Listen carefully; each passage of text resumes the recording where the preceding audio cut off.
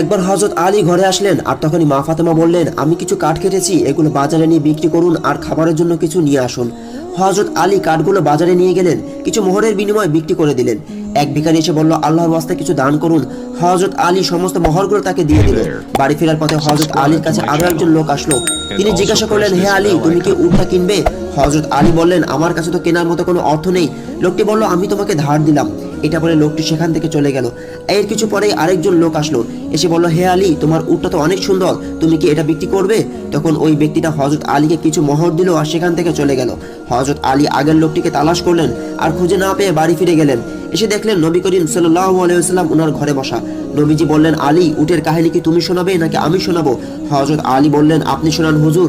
নবীজি বললেন, উটের সাথে প্রথম ব্যক্তিটা ছিল জিব্রাইল, আর যে উট কিনেছে সে হলো ইসরাফিল, আর এটি ছিল সেই জান্নাতি উট যেই উটে হযরত ফাতেমা জান্নাতে চড়ে বেড়াবেন। সুবহানাল্লাহ।